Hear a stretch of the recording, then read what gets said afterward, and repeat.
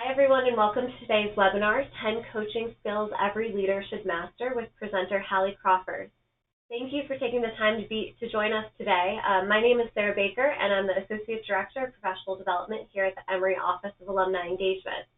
I'm really thrilled to be introducing today's presenter, Hallie Crawford, who is a certified career coach and national career expert based here in Atlanta, Georgia. Her company, HallieCrawford.com, and team of coaches have helped thousands of people worldwide identify and transition into their dream career, effectively navigate their job search, and enhance their performance at work. Hallie is regularly featured as a career expert in the media, including U.S. News, Forbes.com, The Wall Street Journal, CNN, and Fox Business News. Hallie is also one of our partner coaches here at the Emory Alumni Association, so we're especially pleased to have her on this webinar. Today's session is going to be recorded and posted to Emory's YouTube channel on our Career Webinars playlist, and I'll email out a link to that if anyone needs to step out during the webinar. You'll be able to revisit this session later. And you'll also be able to find on that playlist a lot of Hallie's previous webinars and about 100 others from our other partner coaches. So lastly, at the end of this webinar, we're going to leave some time for Q&A with Hallie, and you'll be able to submit your questions through the Questions tab on your GoToWebinar toolbar. So without further ado, Hallie, I'm going to turn it over to you. Thanks, Sarah. Thank you guys for being here today. We really appreciate it, and I'm impressed that you all have at least 100 or give or take that many webinars on your site. That's awesome. So thank you all for being here today, especially on your lunch hour. I'm Hallie Crawford, thrilled to be here with you. I absolutely love what I do, so I'm going to give you a lot of information today, and I tend to talk pretty quickly. So I will say on one of the slides as we go in a little bit further in here today that you can request from me a copy of the slides of the PowerPoint so that you don't feel like you have to be frantically writing everything down. So as Sarah said, I'm Hallie Crawford. I'm actually based here in Atlanta. I am a certified career coach and the founder of my own organization, HallieCrawford.com. And I have been coaching and training for it will be 19 years in March. I know I might sound like I'm 12 or maybe in my 20s, but I'm actually 45. And I absolutely love what I do. And one of the first things that I wanted to share with you as we talk about these leadership strengths and coaching skills that are important and helpful to leaders is that I understand how it is or can be to not know how to be an effective leader, because I was not always like this. And I still think I have, places I can still work on, of course, in being a leader. So when I first started my coaching organization 19 years ago, I was just, I hadn't gotten my MBA. I have a master's degree and an undergraduate degree from Vanderbilt University and the University of Illinois, both in communications and psychology and education.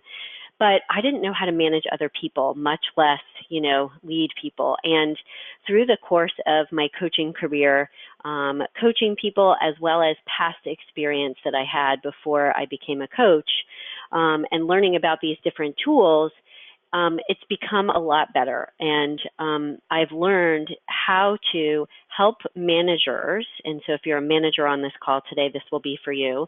But also, even if you're not a manager, help people be a better leader within their organization, which regardless kind of what role that you're in. Okay, so please know that all of these tips are going to help you be a better leader in your professional life in whatever way, shape, or form you feel like you need to use them. So fast forward, 19 years later, we have a very high satisfaction rating with our clients. And just know that if you feel like you're not sure how to be an effective leader, because we are able to help so many people get to that place, it's possible to figure this out and improve it, okay? So here is our agenda. I'm going to give you a quick kind of introduction to coaching and brief definition of what coaching is and what it means, because a lot of people, I think, have heard of it, but they don't always know exactly what true coaching is. We're going to talk about and go through 10 critical coaching skills today, and I'm going to give you advice on how to implement each of those skills and strengths and how to learn how to use those over time. And the reason why, and then we'll get the first poll here pulled up in just a second, Sarah, if you would, just want to say and explain to you all why having coaching skills is so beneficial to being a more effective leader. It's another tool in your toolbox, okay? So being a strong and effective leader, you need to understand what your goals are, what your personality type is, what your style is, and be decisive, be good at, managing projects and managing people. It depends obviously on what, position that you're in. But coaching skills are a very important tool to help you become a better leader, in large part because it's going to help you improve how you communicate with those that you work with, also how you manage them, though, and better understand them. So it will help you enormously. These coaching skills will help you improve the relationships that you have and become a better leader that way. And so I just kind of wanted to throw that out there so that you all understood why becoming, not that you're going to become a coach, but why incorporating these coaching skills can be so beneficial to you as a leader. And then at the end, I'm going to give you some suggested homework. Sorry, I'm a coach. That's my job, is to help people do that. I'm going to give you some action items that I would recommend you take as first next steps. So Sarah, I see that the poll is open. If we can go ahead and get that going. And then Sarah, if there's any languaging within the poll that's different, feel free to kind of read that out. But we're curious here today why you're interested in developing these coaching skills. If it's because you're a new leader, if it's because you're having trouble with some difficult employees or coworkers, or if you would like to become a new leader and work towards that, or if it's something completely different. And if you can go ahead and enter your responses, that would be great. And while everyone is doing that, just as a reminder, if you would like a copy of the presentation, this is where you would just email us to get a copy of that, and we would be happy to send that to you. admin@halliecrawford.com. Okay, Hallie, so it looks like everybody has voted, and we have 16% said that they are a new leader, 11% said they have difficult employees, 32% said I want to take on more responsibility and become a leader, and 42% selected other. Okay, I'm curious what the other is. Okay, so by the way, thank you for participating in that, and Sarah for sharing. That's awesome. So I will make sure that we cover all of these as much as possible. Please remember that we are going to have Q&A at the end. And if anyone doesn't get their question answered, don't hesitate to email me anytime after the webinar today, or even in the next few days or several weeks.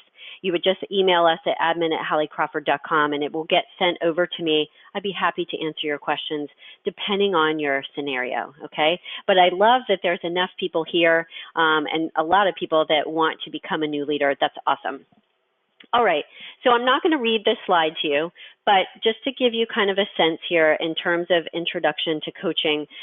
So I would argue actually that coaching as a profession, even informally, or just kind of coaching in general, has been around forever, for a long time. At the beginning of coaching, I believe that executive coaching, that was the most common thing. It was usually for people in the C-suite, and those people that were the higher up leaders in organizations, those were typically the people that would get or be able to take advantage of coaching in some way, shape, or form. Luckily today, and I think because of, if you look at the slide in the 90s, during the recession, managers and organizations and leaders realized that, oh my gosh, we need to help support our employees better because of the downsizing, okay? So that kind of made it more mainstream, so to speak, where anyone who was a professional, it was recommended that they take advantage of coaching and start to think about these, coaching skills. In 1992, Sir John Whitmore, a specific person in Britain, he was a motor racing champion. He published a book that helped kind of propel coaching into the forefront and, again, made it more mainstream. And as most of you have probably heard of, gurus like Stephen Covey and Tony Robbins, they helped with that as well. So that's part of how coaching became more popular outside of just for executives or even just for professional athletes, because most of you probably know that athletes will use coaching or coaches, and now it's becoming more common for professionals in general, okay? So second slide here, as part of this introduction to coaching, the way that we define coaching, and the coaching school that I attended was the Coaches Training Institute. It's one of the original coaching schools out of California, has one of the best reputations in the industry. The definition is more described, it's not telling someone what to do necessarily, okay? It's typically, if you look at this slide, it's helping someone learn in some way, shape, or form in order to improve their performance in whatever area they need to, okay? And if you take a look at the next sentence here, it is not about just flat out issuing instructions and telling someone what to do. Most of the time, effective and good coaches are more so helping people come to their own conclusion, showing them different perspectives and ways of looking at things, providing feedback, explaining something further, and providing context and encouraging, okay? As a leader, we often assume that our job in some way, shape, or form is to tell people what to do. And of course, that's part of it. You know, we have to be decisive and we have to make decisions. We can't just take a poll and go with what everybody says, okay? So that's not what this is about. But what we have found is that the majority of the time, people have that more limited view of being a leader and, okay, I'm supposed to tell people what to do and be decisive and make decisions and that kind of thing.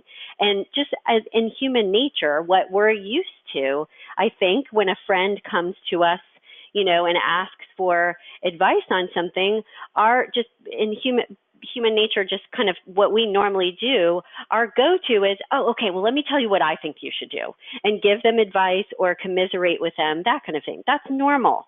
And what I want you all to start to think about, and the reason why we're here today, is to start to think about a different way of approaching things as well, in addition to giving advice and in addition to making those decisions, because you absolutely have to do those things as a leader for sure, but we want to add this additional tool to your toolkit in order to be better at the coaching model as well. And sometimes it's appropriate to ask a question instead of telling them what to do. Okay, so here's the deal in terms of coaching. Sometimes it's one-on-one, sometimes it's within a group, okay? And it is okay to give advice. Coaches do give advice and act as consultants. I do that all the time, but part of what my job to do is, you know, as well, is ask people the right questions and pull information out of them. And that's part of what we're going to be talking about today.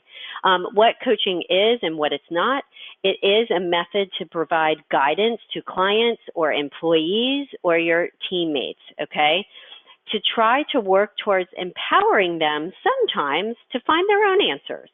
I have had so many executive clients and CEOs, owners of organizations that got into the rut of always being the firefighter and answering questions and fixing problems too much. They got into the weeds too much.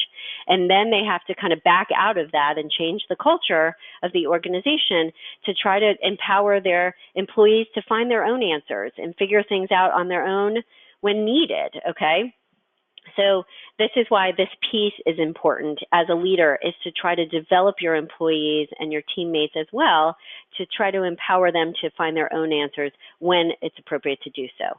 Coaching is not therapy, but feelings can come up, and these may need to be addressed. So sometimes as a manager or as a leader, you have to deal with people's emotions. And I'll tell you, I'll be honest with you all, I have had clients say to me, Hallie, I don't want to move up. I don't want to move into a management level position because I don't want to deal with managing other people and the conflict sometimes that comes with that, or the emotions that can come with it because they just don't feel comfortable with it. So please know, if you feel this way at all, it's normal and it's understandable, and we're going to give you tools to help work around that, okay? And as I said a moment ago, it's not consulting, it's not just telling people to do, you know, or what to do all the time and making decisions for them, but there are elements of both coaching and consulting and advising. Sometimes you do need to put on your decision maker hat and just make the decision so that your team can move forward, okay? So it is okay to act as a consultant.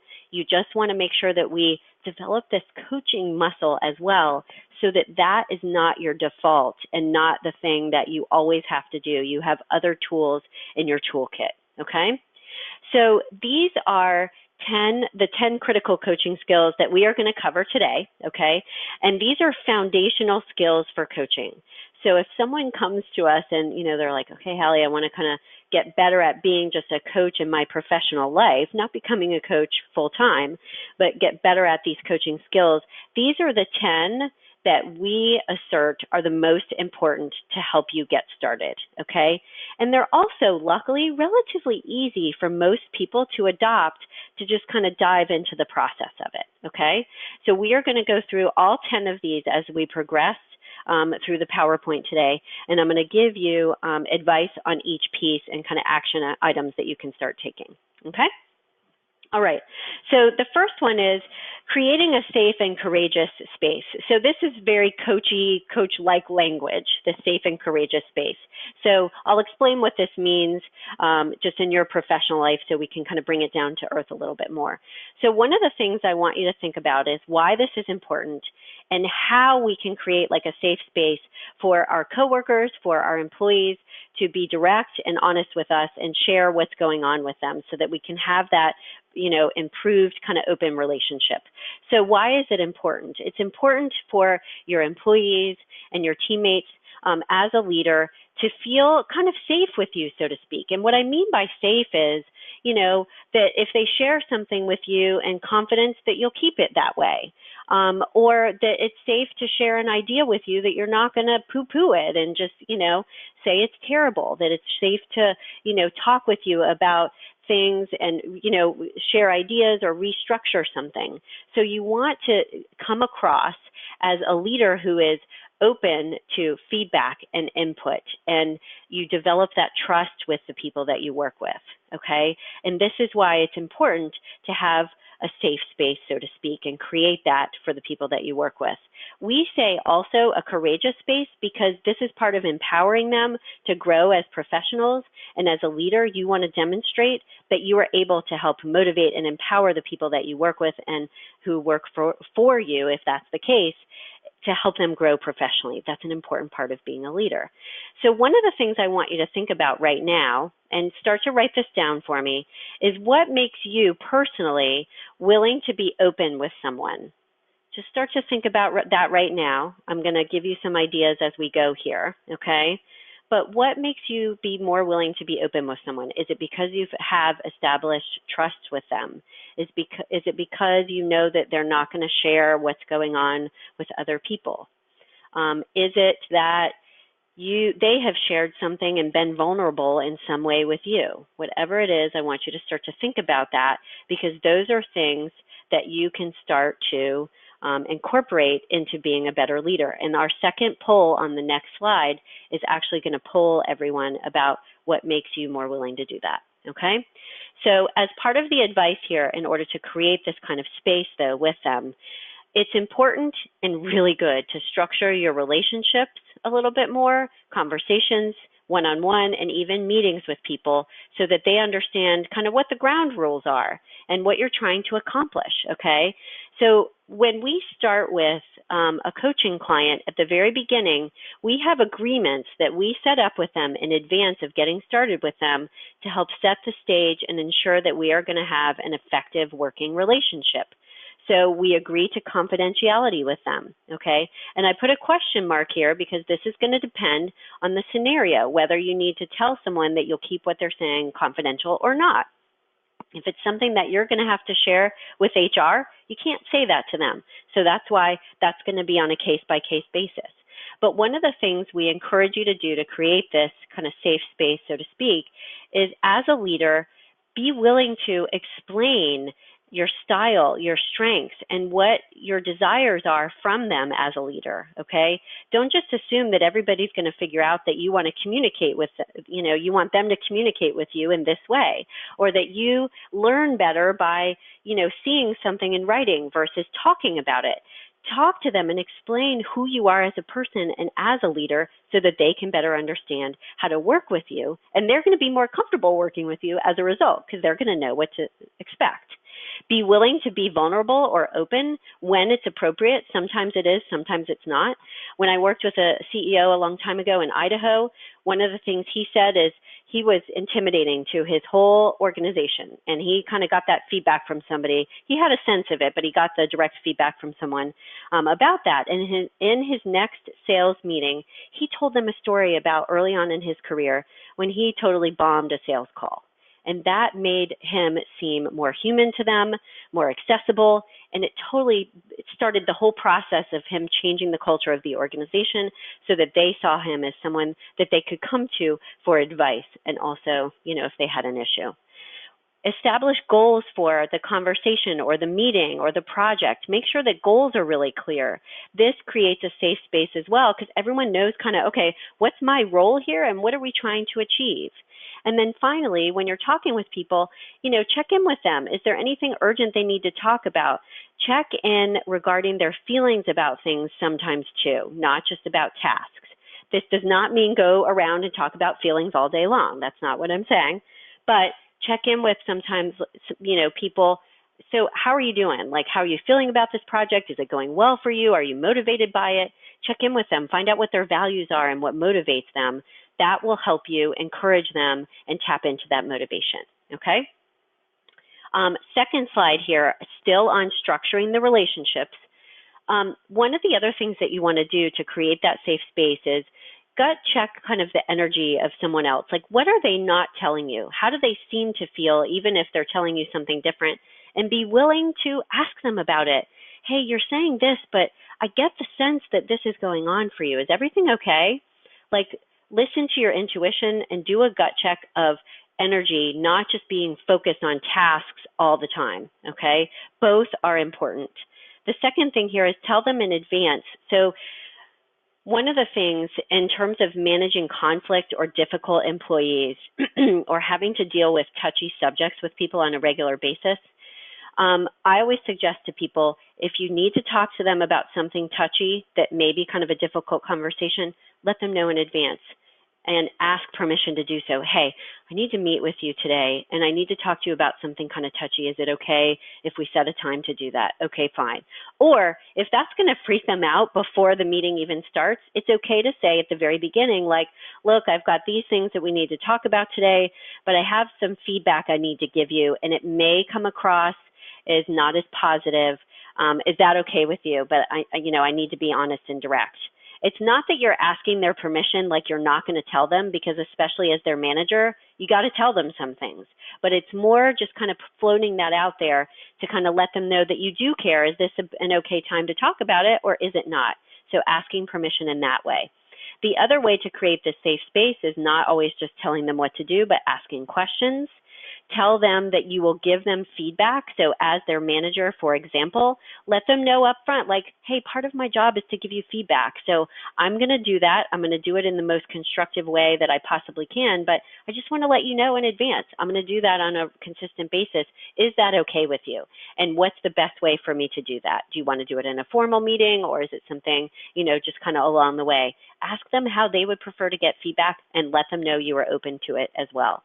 And let's go ahead and open this next number 2 poll here, Sarah, if we could. Every time you meet with someone, it creates safety for them too if you review the action items so that there's clarity about expectations. Everyone knows what they need to be doing. They'll feel more comfortable that way because they know what's going on and what the next steps are. So if you can fill out this poll for us, and then Sarah, if you would read out the responses, that would be great. What makes you most willing to be open or direct with someone? And you've got some choices here. And then we'll go to the next slide. It looks like answers are still coming in here, Hallie. No problem. I know it takes a minute.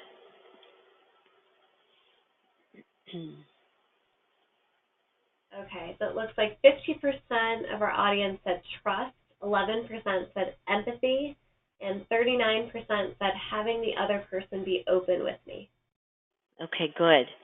Thank you all for sharing. I really appreciate that. And one of the things that I want you to notice from the results of this poll is people feel differently about how to build trust and how, when they'll feel comfortable with someone.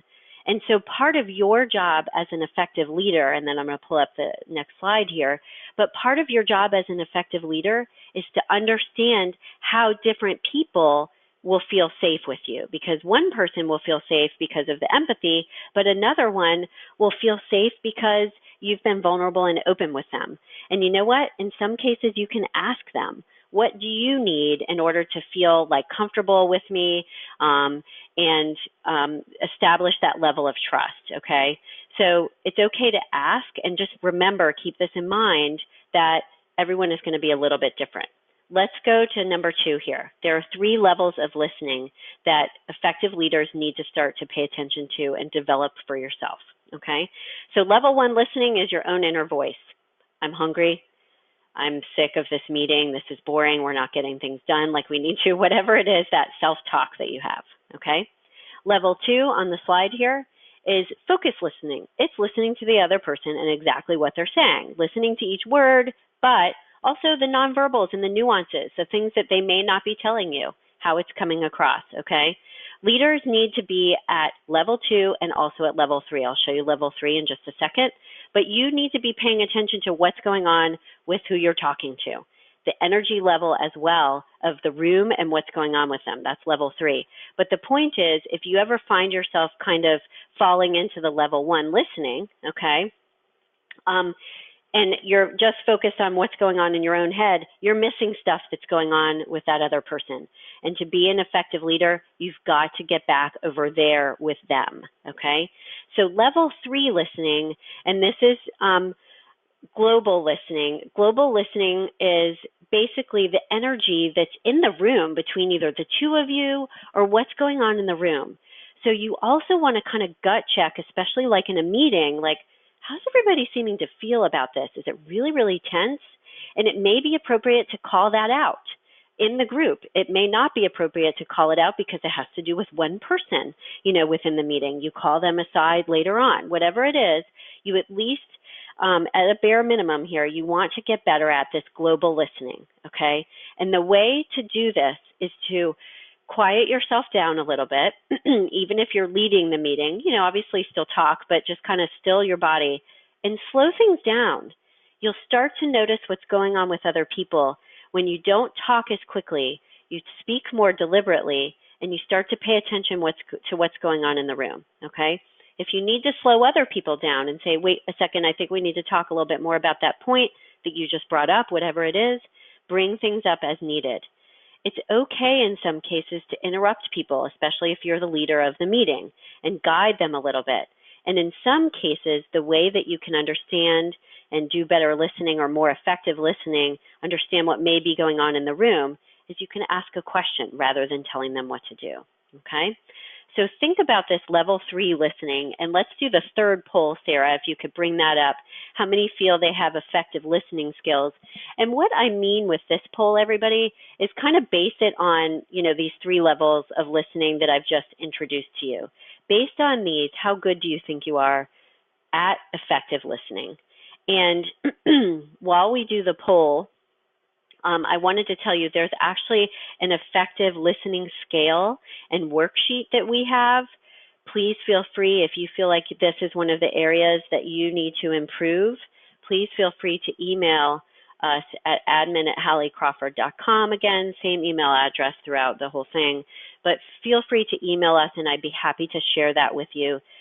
It does have tools to help you improve your listening skills. Okay, Sarah, what have we got? All right, so it looks like 47% of the audience said yes, they feel that they have effective listening skills. 16% said no, and 37% are unsure. Okay, that's totally fine if you're unsure. The way to know and understand is using, the kind of the criteria, I would say these 3 levels of listening. Okay, so get the presentation from us, listen to the recording, whatever's best for you, but get that from us and pay attention to it in the next week. So make a commitment. For example, this can be one of your action items. Make a commitment to say, okay, I'm going to pay attention to these 3 levels of listening and where I may need to improve. What am I already good at and what do I need to beef up on? Okay? All right, so let's pull up the next slide, guiding, not advising. So we've talked about this a little bit, but one of the things that we also want you to work on in terms of improving coaching skills as a leader is get a little bit better at guiding people versus just telling them what to do all the time, okay? And on this slide, I'm going to introduce you to what we call powerful questions. You probably have heard this before, some of you have, but powerful questions are basically leveraging your curiosity, being like a child almost, like they're open-ended questions. They're not yes or no questions. They don't have judgment in them, and they allow the employee or the coworker or whatever it is to experiment with their own answers. Sometimes these are appropriate, everyone. Sometimes they're not. If you just need to tell them what they need to be doing, that's okay. So part of this is judging the difference between the two. And what I would encourage you to do is practice with powerful questions and kind of lean on those a little bit more in the next couple of weeks here and see what comes out of asking those questions, okay? So some examples of powerful questions would be, how can you do this more effectively? What are some ideas there? Another powerful question would be, so why is this happening? Why do we get to this place? What do we need to do to improve? What do you want? What is the cost here? What's another choice that you could make? And what's the truth about, this product or service? Is it really serving, our organization or not, okay? So powerful questions are those open-ended questions. And when you ask a powerful question, and this goes even for friends and family members, obviously, too, but when you ask a powerful question of someone that you work with, it enables them to step into becoming a better leader and into their role more. So these questions are also good for helping develop people when you need to develop them professionally, asking them to try to come up with their own answers. And then if they can't come up with their own answers, or they're coming up with the wrong ones, that's okay. That's when you can start to guide them and give them advice. Great, those are some ideas. Here's how I would approach it if I were you. Can I share that with you? Okay, fantastic, okay? So I would practice with powerful questions, even in your personal life a little bit. It can actually be really hard because too often we end up starting out a question and it's like, oh no, it's going to end in a yes or no, and we have to kind of backtrack a little bit.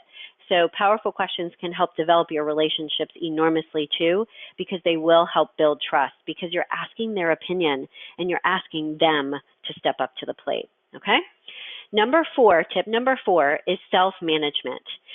We talked about this a little bit with the listening. It kind of goes hand in hand with that, okay? So here's the deal. As an effective leader, you don't want to be like this guy from the movie. I think it was Office or Office Space. I can't remember. I have to look that up before I do this. But staying present with them is one piece of it. So there's kind of two pieces to the self-management, okay? Staying present with whomever you're talking to within the meeting, not thinking about your own thing, whatever's going on. That is a big part of the self-management. Another piece, though, that is huge is managing your emotions effectively. As a leader, you're going to get frustrated. You're going to get angry sometimes. I mean, it's just human nature. It's just part of who we are, okay? And to better understand how to manage your emotions effectively, one of the really great books that we like to suggest for our clients is Emotional Intelligence. There's a picture of it on the slide here. But this is a great book to help you understand what EI is. It's a buzzword. You all have probably heard of it. It's been around for ages. But great leaders are just as good, and I think in a lot of cases, better at emotional intelligence than just being smart about the project or, the organization or whatever it is. To me, in so many cases, emotional intelligence trumps just intellectual intelligence, okay? It's not always the case, but it's critically important. If you can't get your ideas across, and if people aren't listening to you, it doesn't matter how smart you are, okay? So understanding how to handle, especially these negative emotions or more difficult ones like anger and frustration. If you've got to step out of the meeting for a minute and just use the excuse, I need to go to the bathroom or whatever it is because you're getting frustrated. If you're not ready to answer someone because you're concerned that you'll come across in the wrong way, tell them you'll give them an answer tomorrow. Tell them you'll talk to them over the phone instead or send an email, whatever is appropriate, okay, for the situation. But being an effective leader, just like a coach has to, we have to manage our emotions effectively. And just that kind of as a side note that I want to say, and then we'll keep going here, is one of the things that coaches learn to do too that would be important or is important to be an effective leader is we don't take on the emotions of others. So we've learned how to kind of have like a filter or a little bit of a barrier in between ourselves and our clients in order to make sure that we're not taking on all of the emotions of the other person, because then we'd be exhausted. So one of the things to do, and we'll talk about empathy a little bit later in the slides here, it's important to learn how to be empathetic to people, but not take on what they're doing. You can understand what's going on for them and be empathetic to them, but you don't have to take on the emotions of what's going on. And that's part of the self-management. Okay, so number 5 is curiosity. And this is, again, goes back to the powerful questions. Sometimes it's not appropriate or not the right time to offer judgment or opinion. Sometimes it is, but you want to kind of hold back with that and ask questions instead. Staying present with them, again, like we said, offer your opinion though when it's appropriate. But also, in terms of curiosity, you want to make an effort to understand their perspective. And this is a little bit different from empathy, because empathy is a little bit more about understanding where they're coming from in terms of, you know, their emotions and kind of the emotional state they might be in. But as part of curiosity, even if someone has an idea or suggestion that you don't agree with and you don't think it's the right way to go as the leader, make an effort in that moment to at least understand their perspective, because there could be something that you could learn from where they're coming from that could enhance the idea that you have, okay? So always make sure that you stay curious to a certain extent and not just, you know, walking around making demands, obviously. I know that, of course, you guys wouldn't, but just wanted to make the point there. So number 6, intuition. Also, as a great leader, a good leader, will check in with their intuition on a regular basis, okay? So you want to listen to what people are not saying so that you can call that out, like we talked about with the energy level. Sharing your intuition, as long as it's non-judgmental and without attachment. Sometimes it's important to just say, you know what, I don't feel like this is the right way to go. I can't say exactly why right now. Let's hold off on this decision until tomorrow, okay? Whatever it is, listen to your intuition. There's a lot of value there.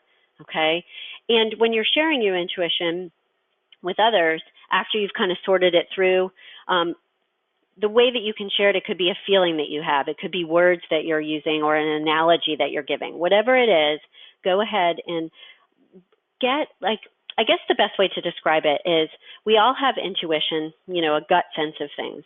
And if we start to not listen to it for whatever reason, our intuition, it just kind of like starts to go away. It's like a muscle to develop and a muscle to keep kind of sharp, okay? So in order to be a solid leader, you want to be able to tap into that intuition when you have it, then be able to articulate what's going on and why you're making the decision kind of as part of it, okay? So number 6 is to kind of get more in tune with what your intuition is, but also be more willing to share it. Number 7 is to make sure that when you're leading people and working with them, make sure that you have these 3 components here on the slide.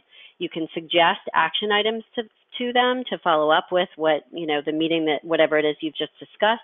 You want to make sure that you provide accountability.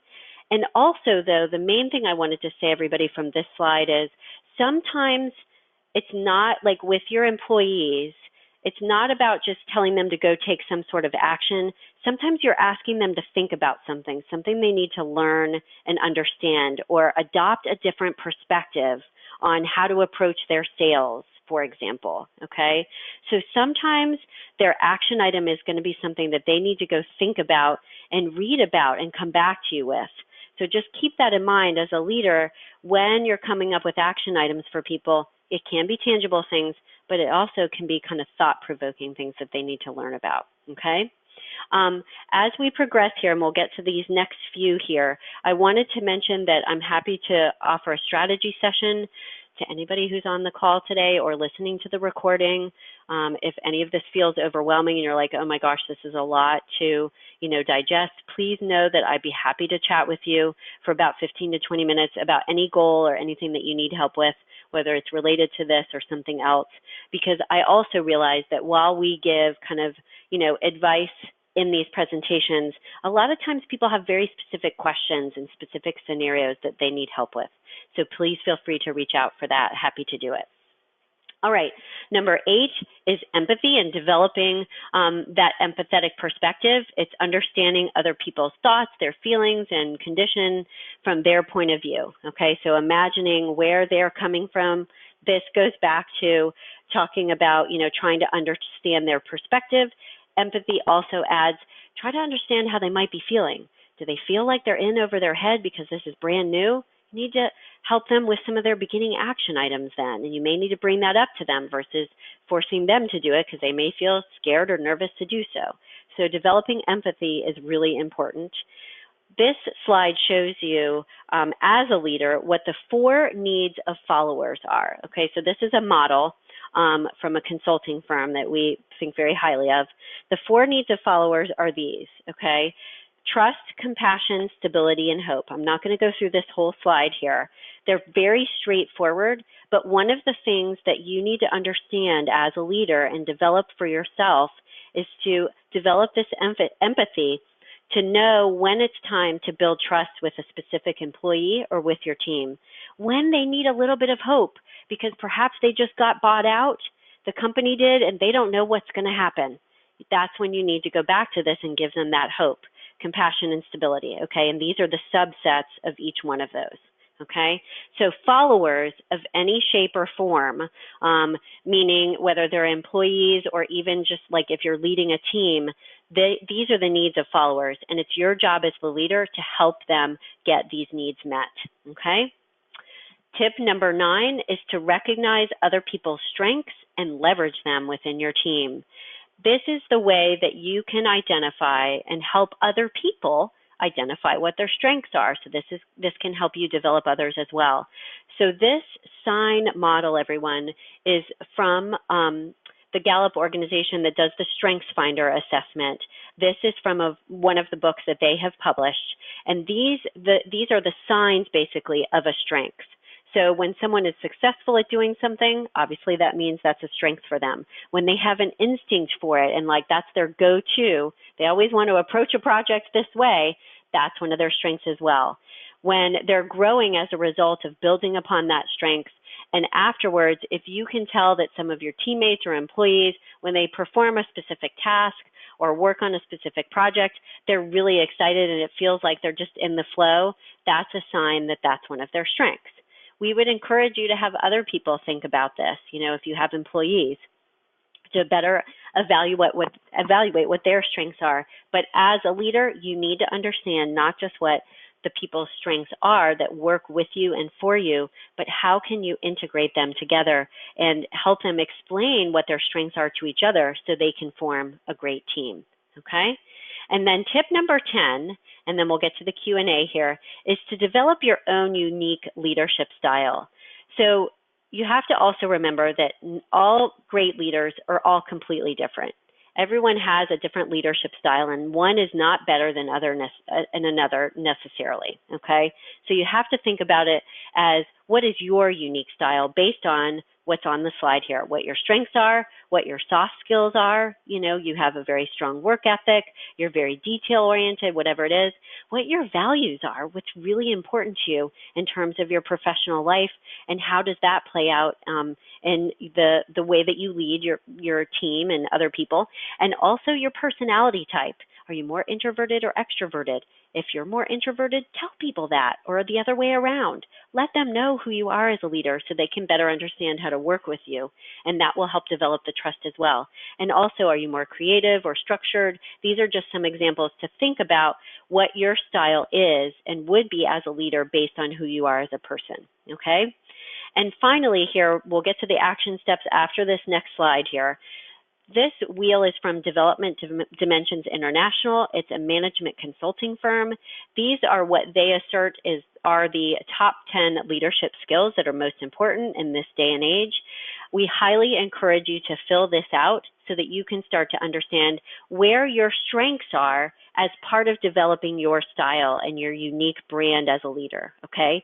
If you can fill this out for yourself and understand what your highest, ranking items are, that will give you a sense of, okay, this is where I naturally excel, that's my style, and the areas where you don't excel as much, the lower ranking items, will be where you need to find people to kind of fill in the blanks a little bit, and areas where you can start to develop and improve, okay? All right, so we're going to pause here for a moment. I know it's a lot of information. Sarah, I can stay on until 5 till the hour. at least, just to make sure that we get all questions answered. I know I said something different, but I love what I do. I get excited and I say a lot of stuff. So here are some possible action items that we would recommend for you. The leadership wheel, the listening scale that we're happy to send to you if needed, free career strategy session. Like I said, I'm happy to do that with you all. And if anyone is interested in individual coaching and talking more about how that can help you, I would be happy to schedule a complimentary consultation with you. These are some of the results that we get for clients and testimonials from them. Happy to chat with you about any of that if needed. And final thought, as you're formulating your questions, please go ahead and put those into the chat box. The greatest risk in life is not taking one. This is the quote that always reminds me if I'm freaking out about something and I don't want to step out of my comfort zone, this is what pushes me forward. So I wanted to share this quote with you because all of these things I get, there's an element of risk in all of them. But you know what? If you're not going to take a risk, you're not going to get the reward. All right. So thank you all again for your time. Let's do the Q&A. And Sarah, if you could just read those out, yeah. Yeah, oh, yeah. Absolutely. So for the audience, in your GoToWebinar toolbar, there's a section called questions, and you can submit your questions there. And Hallie, we do have a couple coming in. So the first one of our audience members asked, what are some examples of good open-ended questions? Great. So open-ended questions would be, what is another way to handle this challenge or problem? How could you improve your performance on this task? How can we better work together? Do you have any ideas on that? So the open-ended questions, notice they're not yes or no, and they assume that the person's going to have some idea, which is empowering as well. So those are some good examples that you could start with. It depends on, obviously, the situation, but beginning with like how or why, that's kind of a good clue that, you know, it won't be yes or no at the end. Hopefully that was helpful. Sarah, let me know if you want to add anything. Yeah, no, that's great. Thank you. Cool. So a next question here. Another member is interested in hearing your thoughts about the dynamics of managing and coaching peers of different generations. So does the coaching differ, and if it does, how so when you're coaching maybe millennials versus an older generation? Sure, great question. That's fantastic. So for the most part, it is going to be the same because these tools like go across the board. However, with millennials, one of the things that we know is they may need to be heard a little bit more and kind of get their voice heard a little bit more. So maybe asking more questions of them and allowing them to spend more time kind of venting or whatever it is, they may need a little bit more of that. The older generation may not take as kindly, especially like if you're younger, to being told what to do all the time. So again, with them asking questions, but it may be a little bit different. It may be a little bit less like millennials, maybe a little bit more touchy-feely, like how do you feel about this, that kind of thing, where the older generation, what's another way that we could approach this? Can you give me your advice? You know, they would love that.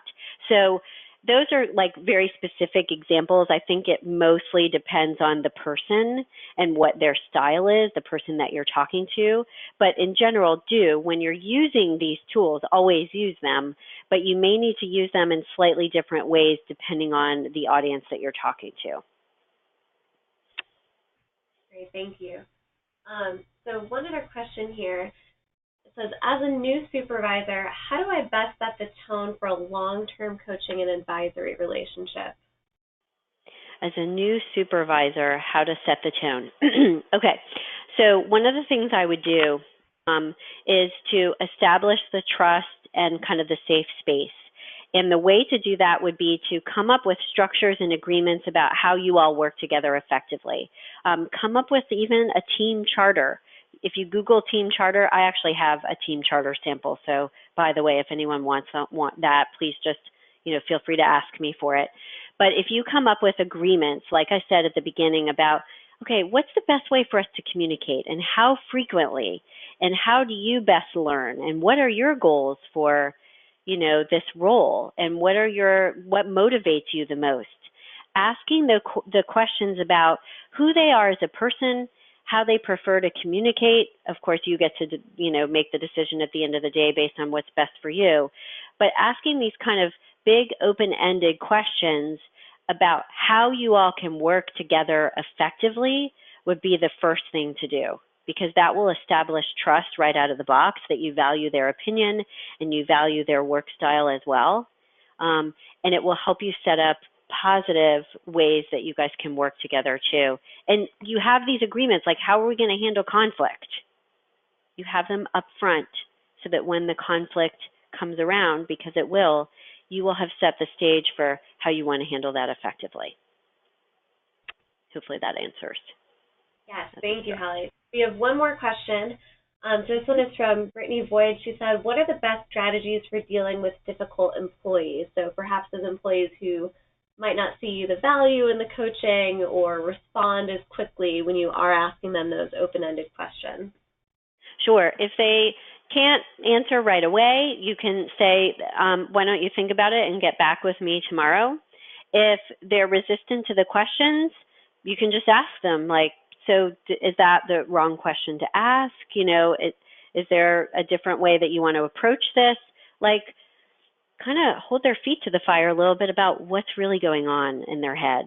And it may be, and very well could be, a difficult, kind of touchy conversation, but it's better to find out what's going on with them so that you guys can deal with it in some way, shape, or form, even if it's like, look, I'm sorry, but this is the way it has to be.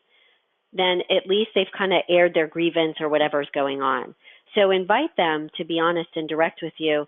Throw out the question if they're not answering and just go right back, take a step back and say, so what's going on? Are you doing okay? What's happening here? And see what, try to get them to be honest with you. Okay? Yeah, it makes a lot of sense. Okay, so I know we're coming close on time, so I'm going to close. There were a couple other questions, and I encourage you, those of you whose questions we weren't able to get to, please do reach out to Hallie at that admin@HallieCrawford.com email. So thank you so much for your time today, Hallie. And as a reminder to everyone who's tuned in, there will be a recording of this session available on Emory's YouTube page on the Career Webinar playlist within the next day or so. And again, if you want to receive a copy of Hallie's slides, you can email that admin@HallieCrawford.com. The Office of Alumni Engagement hosts about 2 of these webinars per month on a variety of professional development topics. So if you enjoyed today's session with Hallie, I really encourage you to check out our full calendar of upcoming programs. That's available at alumni.emory.edu/career-calendar. So I hope everyone has a great rest of the day, and we look forward to seeing you at another Emory program again soon. Thanks, everybody. Have a great day. Thanks so much, Hallie. Bye-bye.